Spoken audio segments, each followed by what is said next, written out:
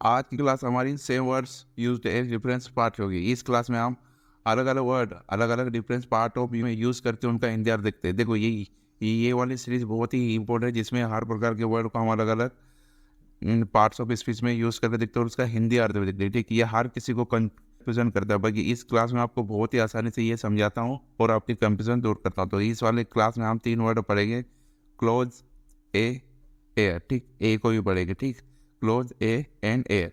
ठीक, अब यहाँ पर पहले देखते क्लोज। क्लोज ऐसे नाउन, नाउन में इसका हिंदी अर्थ होगा घेरा या अंत। अब इसका सेंटेंस देखते, the afternoon due to a close. The afternoon due to a close, दोपहर का समय समाप्त होने को आया। दोपहर का समय समाप्त होने का आया। अब एक दूसरा सेंटेंस देखते हैं, the lesson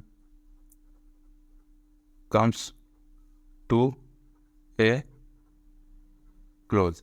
the lesson comes to a close. The lesson comes to a close, पाठ समाप्त होने को है या पाठ समाप्त होने को आया।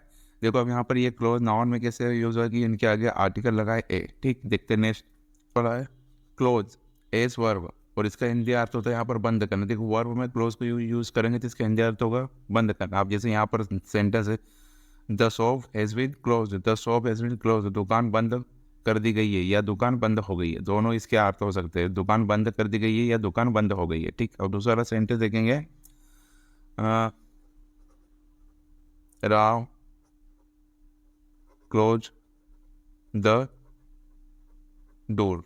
Ram close the door. Ram close the door, Ram ने दरवाजा बंद कर दिया। राम ने दरवाजा बंद कर दिया। अब यहाँ पर ये वर्ब में कैसे यूज हुई है, यहाँ पर ये वर्ब का थर्ड फॉर्म लगा और यहाँ पर भी वर्ब का थर्ड फॉर्म। बाकी ये पेसिव का सेंटेंस है और ये एक्टिव का सेंटेंस है। जब भी सब्जेक्ट के बाद या हेल्पिंग वर्ब का बाद या हेल्पिंग वर्ब प्लस नाट के बाद जो भी वर्ड आता है वो वर्ब ही रहता है। अब वर्ब में क्या है कि कोई वो कभी फर्स्ट फॉर्म में यूज होती है या कभी वो थर्ड फॉर्म में यूज होती है, इन दो से।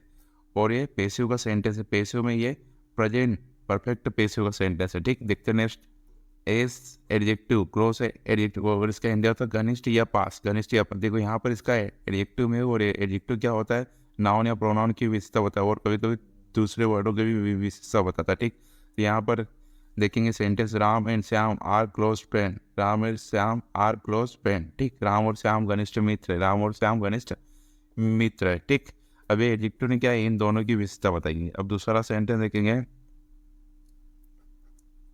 The hotel is close to the sea. The hotel is close to the sea. The hotel is close to the sea. ठीक है, होटल समुद्र के नजदीक या होटल समुद्र के पास है। ठीक, देखते हैं next, close. Close as adverb.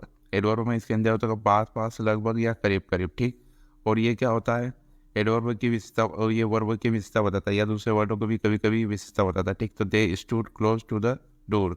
They stood close to the door. ठीक, वे दरवाजे के पास खड़े हो गए। वो दरवाजे के पास खड़े हो गए। अब दूसरा सेंटेंस देखेंगे, she is close often 40। She is close upon 40। She is close upon 40, वह 40 के करीब है। वह 40 के करीब है। देखो यहाँ पर इसकी विशेषता बताइए, ये क्लोज ने इसकी बताई कि ये 40 के करीब है और यहाँ पर ये इसके खड़ने की भी विशेषता बता रहा है कि वो किसके पास खड़े हैं, दरवाजे के पास खड़े। ठीक, तो इन दोनों में एडवर्ब की जगह पर यूज हुआ है। ठीक, देखते हैं नेक्स्ट, इस आर्टिकल एस। ठीक, तो a man is here. A man is here, एक आदमी यहाँ है। एक आदमी यहाँ है। ठीक, ये आर्टिकल में जो है। अब दूसरा सेंटेंस बनाएंगे आर्टिकल में, Ram it's a mango. Ram it's a mango. Ram it's a mango, Ram आम खाता है। राम ये आम खाता है। देखो यहाँ पर आदमी के लिए एक आया है, बाकी यहाँ पर एक बोल भी सकते हो और नहीं बोल सकते कि राम एक आम खाता है या फिर राम आम खाता है। ठीक, दोनों से। ठीक, और यहाँ पर ये आर्टिकल में जो क्यों आर्टिकल, ये नाउन के पहले लगा, ये मैंगो नाउन है और ये मेन भी नाउन है, तो यहाँ पर ए लगा है। ठीक, अब ए को हम प्रीपोजिशन की तरह भी यूज कर सकते हैं। ठीक, यहाँ पर सेंटेंस और इसका हिंदी अर्थ होगा यहाँ पर। ठीक, यहाँ पर भीम एज गॉन है हंटिंग। भीम एज गॉन है हंटिंग। ठीक, भीम शिकार पर गया। भीम शिकार पर गया, तो यहाँ पर ये ए का हिंदी अर्थ पर निकलेंगे। एक और दूसरा सेंटेंस रखते, he has come here A eating,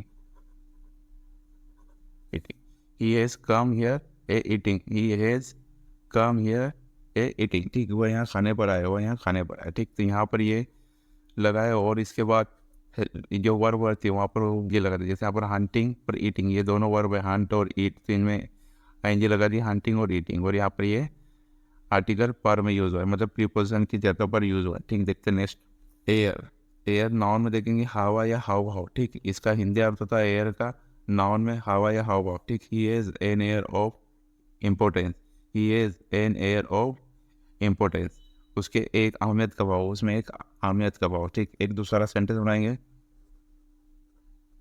don't give me the air, don't give me the air, don't give me the air, मुझे हवा मत दो, मुझे हवा मत दो। देखो यहाँ पर भी ये नाउन में यूज़ हुआ है और यहाँ पर भी ये नाउन में यूज़ हुआ है, ठीक। यहाँ पर एन आर्टिकल लगा और यहाँ पर द आर्टिकल लगे, एन क्योंकि ये वोवल से स्टार्ट हुआ है, इसलिए यहाँ पर एन लगा है और यहाँ पर द लगा है, ठीक।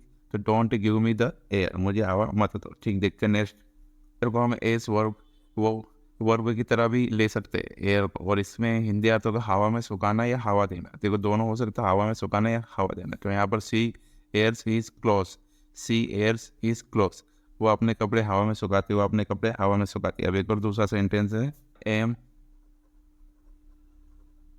Earring my child, I am airing my child, I am airing my child, ठीक।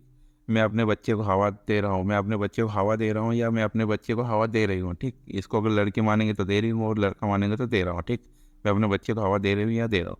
अब यहाँ पर ये वर्ब में क्यों है, ठीक, ये सीधा सब्जेक्ट के बाद आ गया और इसका ये प्रेजेंट का है, तो यहाँ पर एज भी लगा है के वर्ब में, तो ये वर्ब में यूज़, और यहाँ पर आईएनजी लगा ये वर्ब में, और ये प्रेजेंट कंटिन्यूस का सेंटेंस है तो ये भी वर्ब में यूज़ है, ठीक। तो थैंक्स फॉर वॉचिंग, सब्सक्राइब।